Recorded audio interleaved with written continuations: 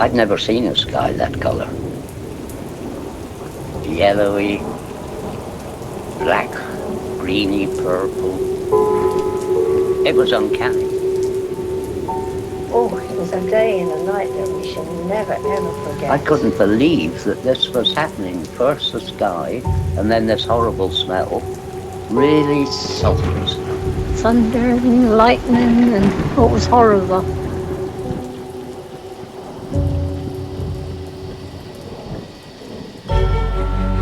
We're in very great danger from the pollution that's coming down over us.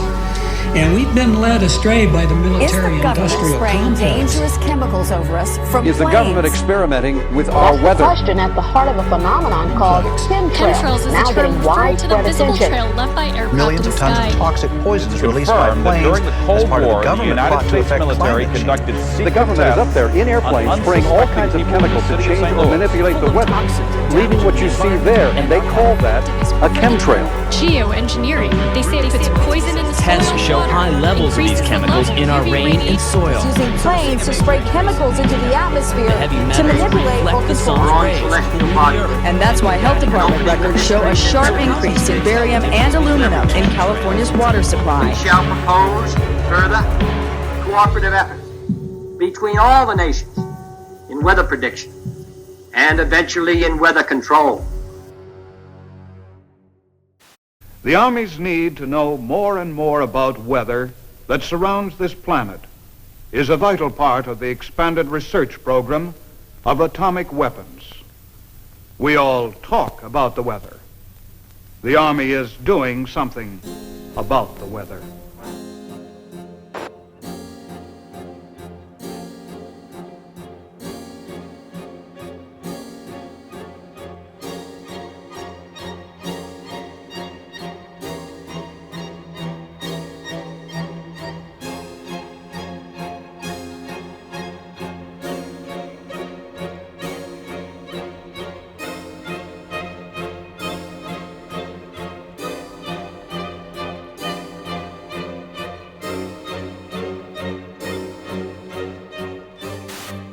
I would like to take you into the laboratory and show you a few of the experiments that led us to our outdoor experiments in converting clouds into snow. Using a home freezing unit such as this, we can form supercool clouds just like those in the natural atmosphere by taking a tiny piece of dry ice such as this and scratching it so a few tiny fragments fall into the supercool cloud.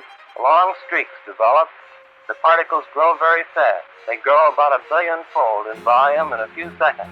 Many millions of snow crystals form, and we get the same effect as is produced by dry ice. Dry ice is not particularly important as far as the fact that it's CO2. It is primarily important because it's colder than minus 35 degrees centigrade. This is a picture of the first cloud that we seeded back last November. Flying in a small Fairchild plane and putting dry ice from a small dispenser in the bottom of the plane, and within minutes saw long streamers of snow falling from the base of the cloud and evaporating into the drier air below. Under many conditions, of course, full-fledged snowstorms will be produced in this way. Nature at last has permitted to do a little something about the weather. Using Schaefer-Langmuir techniques, the Army Signal Corps and Office of Naval Research began conducting many of these experiments. In 1947, Project Cirrus expanded to test cloud seeding on a hurricane traveling eastbound 350 miles off the coast of Jacksonville, Florida. They dropped 80 pounds of dry ice into the raging storm, only to realize that the hurricane suddenly changed direction and began traveling back towards the United States. Savannah, Georgia was hit by record-breaking winds of up to 85 miles per hour. More than 1,500 people were left homeless, and at least 2 people died. The total damage was reported in the millions of dollars, and the project and its participants were blamed for what happened. On the night of the 15th of August 1952, the worst flood in British history swept through the tiny seaside village of Lynmouth.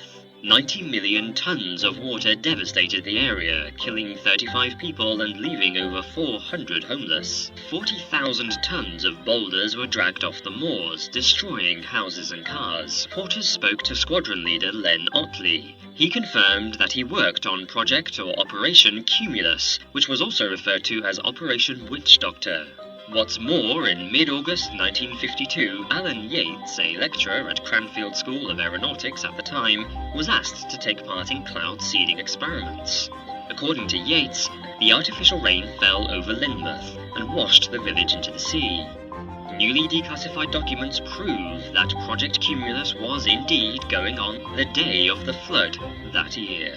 Project Skyfire, a U.S. forestry research operation concerned with the study of lightning and all of its manifestations. Project Skyfire is aimed at lightning fires in western Florida. In detail, the manner in which your work involves you in the dispersion of clouds, which happen to have some effect on, or rather bring about thunderstorms or what have you. Could you tell our audience something about that type of work? Laurie, we're conducting experiments in cloud seeding aimed at determining whether or not weather modification techniques might possibly prevent lightning fires. We carry this work on by seeding clouds with silver iodide nuclei. We disperse silver iodide from specially developed generators located either on the ground or on aircraft. Our experience has been that we can do the best job through aircraft seeding. Again, man looks to his own efforts to increase the flow of water. Since the 1946 experiments of Dr. Vincent Schaefer, we have known that some clouds can be modified through seeding to yield additional precipitation. In 1961, Congress directed the Bureau of Reclamation to begin a long-range study of cloud seeding with the aim of eventually augmenting the nation's supply of water. The program, called Project Skywater, continues at many sites throughout the United States. Eventually, if the research program proves successful, the methods learned will become part of our nation's integrated water resources program. In 1962, during the Vietnam War, American forces responded with Operation Ranch Hand. Over the next 9 years, spraying an area about the size of Massachusetts with defoliants, the most notorious being Agent Orange. Large swaths of Vietnam were left barren. Enough food to feed 600,000 people for a year has been destroyed. Despite this sudden devastation, U.S. officials said the spraying created no lasting harm. Milton Ross, a Special Forces advisor near Pleiku, has a son born without the tips of his fingers. North Vietnam charged today that defoliants have produced many instances of miscarriages, congenital defects, and monstrosities among children. The Vietnamese government insisted the cause was Agent Orange. Although that war was long ago, there is lingering anger about the United States' use of a controversial defoliant spread by American aircraft on the jungles there. An epidemic of birth defects, brain damage, and rare cancers still affecting hundreds of thousands of Vietnamese today. According to environmental studies, high levels of dioxin could still be found in the soil in certain areas and had seeped into nearby lakes. Agent Orange was a safe product when it was used in the Vietnam War, and it's a safe product today. I got something to say. I want to know how come the fascist pigs have been seeding the clouds. Right. For the last hour and a half, airplanes going over twice with all the smoke coming out of them seeding the clouds. And I want to know, why that stuff is going down, man. And why doesn't the media report that stuff to the people, man?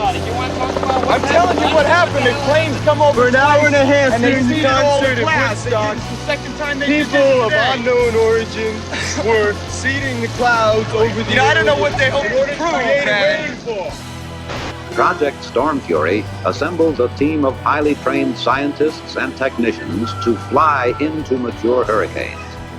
Scientists working on the project were convinced that they could reduce hurricane devastation using a process called cloud seeding by spraying the thunderclouds inside the hurricane with a chemical called silver iodide. This would become known as the Storm Fury hypothesis. The seeding planes fly across the eye and into these clouds, seeding the supercooled water droplets from the belt of maximum winds outwards. As the silver iodide turns the supercooled water into ice, the heat released during this process causes the seeded clouds to grow and develop into a new outer eye wall.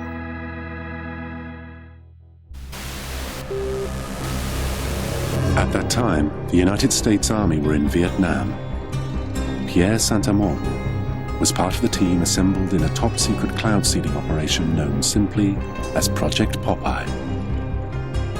In May 1967, as monsoon clouds developed over the Ho Chi Minh Trail, Armand and his team put their new weapon to the test.